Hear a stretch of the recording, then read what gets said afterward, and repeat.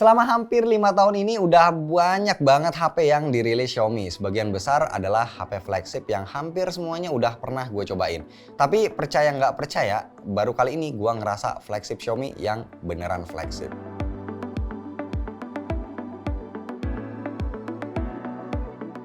Jadi maksudnya begini, dari dulu Xiaomi sering banget bikin HP flagship yang cuma jualan spek aja, terutama chipset dan kapasitas RAM. Nah tapi di Mi 10 Pro ini gue nemuin sesuatu yang berbeda. Kali ini Xiaomi nggak cuma jualan spek karena ada hal lain di Mi 10 Pro yang bikin HP ini bisa banget buat bersaing dengan flagship lain kayak Galaxy S20 Ultra ataupun Huawei Mate 30 Pro. Apalagi buat kalian para power user, otak Snapdragon 865 di HP ini gue jamin bakal jadi godaan berat karena tenaganya ada di atas Kirin 990 ataupun Exynos 990. Entah itu buat benchmark, main game, atau sekedar multitasking. Nah yang lebih ngeri lagi karena Xiaomi ngasih kapasitas yang cukup bisa bikin geleng-geleng. RAM-nya itu 12GB, memori internalnya up to 512GB, UFS 3.0 yang artinya jauh di atas Galaxy S20 Ultra. Cuma emang harus dicatat kalau Mi 10 Pro nggak punya slot microSD. Mungkin kalian ada yang penasaran atau kepo berapa sisa RAM di HP ini. Jadi kapasitas efektif RAM-nya itu 11,3GB dan pas idle sisanya itu sekitar 5-6GB. So kebayang ya seberapa boros UI dan OS-nya. Tapi sebenarnya nggak usah bingung karena berapapun kapasitas RAM HP Android seringnya ya emang cuma kesisa 50%. Dengan sisa RAM 5GB-an pastinya bikin MIUI yang terkenal agak-agak berat itu jadi berasa super enteng. Operasiin MIUI 11 di HP ini sama lancarnya kayak One UI di Galaxy S20 Ultra. Apalagi kalau kita pakai refresh rate 90Hz, feel pas nyekrol-nyekrol menunya tuh terasa kayak nggak bisa ngerem tuh saking ngebutnya. Opsi refresh rate pastinya jadi fitur kunci karena HP menengah ke atas keluaran tahun 2020 emang berasa kentang kalau masih pakai 60Hz. Refresh rate 90Hz ini bukan satu-satunya daya tarik dari Mi 10 Pro. Kalau kita perhatiin, HP ini juga nawarin keindahan lewat lengkungan di pinggiran layarnya yang dramatis. Lagi-lagi boleh diadu lawan Mate 30 Pro dan juga Galaxy S20 Ultra. Sederet spek dan fitur canggih ini juga bisa kita temuin di layar Mi 10 Pro. Udah support HDR10+, DCI-P3, fingerprint under display, pelindung Gorilla Glass 5, sampai bonus anti gores bawaan.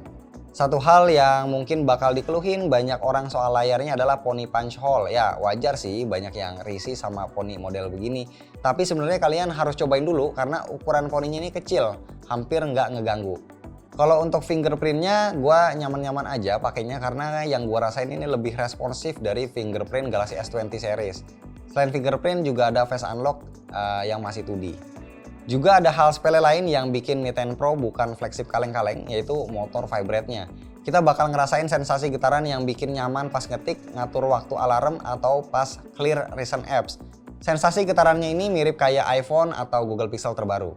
Terus terang, gue sempet underestimate kalau layar bagus di Mi 10 Pro ini bakal jomplang dengan speakernya. Karena seperti yang kita tahu, rata-rata ya kebanyakan flagship Xiaomi itu speakernya mono dan suaranya relatif kecil. Tapi justru kebalikannya di Mi 10 Pro ini suaranya bagus, speakernya sudah dual stereo dan bisa gue bilang kualitasnya ada sedikit di atas iPhone 11 series.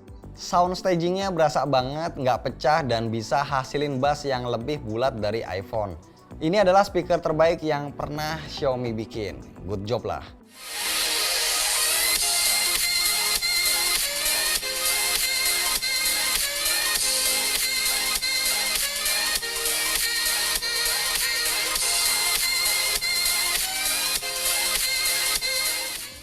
Tapi dari keseluruhan aspek yang ada di Mi 10 Pro, sebenarnya yang paling mereka andelin adalah kamera dengan skor di ExoMark paling tinggi saat ini yaitu 124 poin. Ini bareng Oppo Find X2 Pro. Konfigurasi kameranya bahkan sedikit lebih menjanjikan ketimbang S20 Ultra dengan layout yang agak-agak mirip kamera Huawei P30 Pro. Ada lensa utama 108 megapiksel. Sensornya itu HMX sama kayak yang ada di Galaxy S20 Ultra. Terus ada lensa 8 megapiksel 10 kali hybrid zoom, lensa 12 megapiksel portrait, dan lensa 20 megapiksel ultra wide. Kualitasnya boleh dibilang one of the best ketika kita motret dengan cahaya berlimpah. Ini berlaku buat semua lensanya. Mi 10 Pro bisa ngasilin gambar yang relatif detail dengan warna yang tajam tapi nggak lebay, juga punya dynamic range yang luas. Bahkan untuk beberapa scene tertentu kayak backlight misalnya, kameranya bisa ngalahin iPhone 11 Pro dan S20 Ultra dengan gampang. Rahasianya karena ada post processing mirip kayak yang ada di HP flagship Huawei.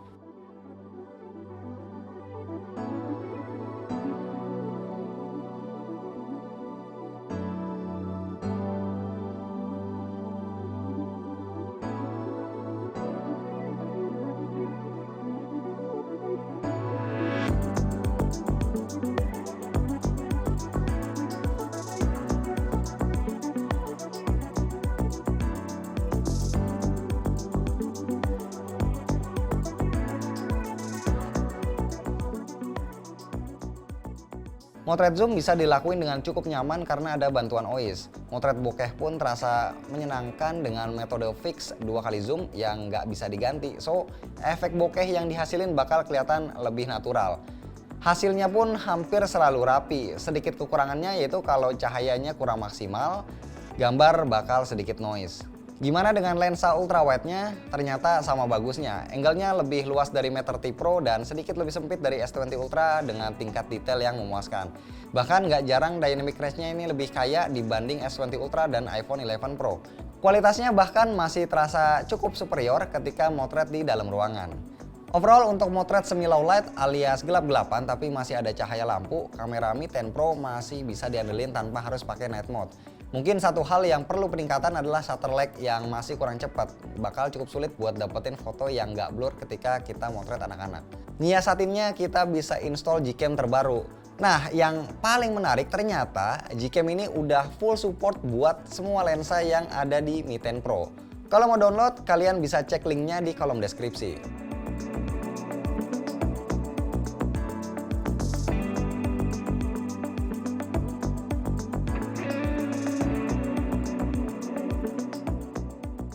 Gak cuma buat motret, kamera Mi 10 Pro juga terasa superior buat perekaman video karena bisa rekam 4K 60 fps atau 8K 30 fps buat kebutuhan sinematik. Stabilizernya juga bisa bekerja dengan optimal. Gue jalan cepat, sekarang gue agak lari ya. Oke, lari. Gue juga lari nih.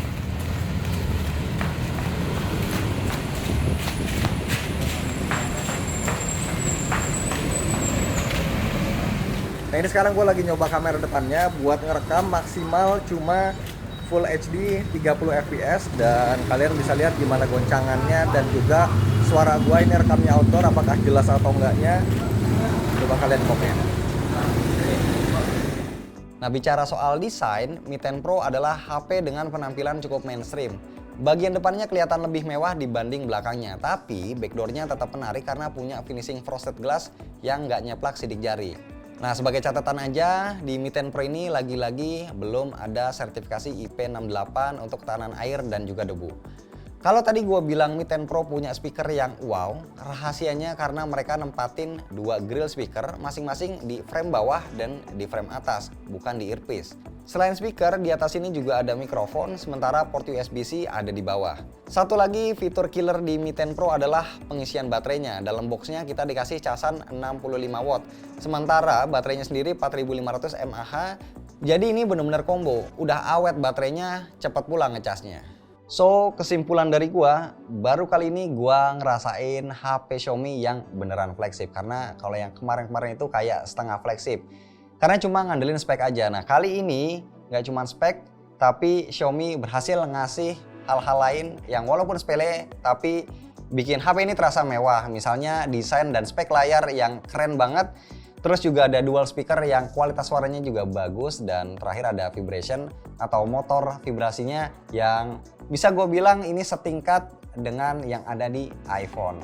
Nah, pertanyaannya apakah HP ini bakal masuk resmi ke Indonesia, dan kalau masuk berapa harga yang pantas? Coba kalian kolom komentar di komen.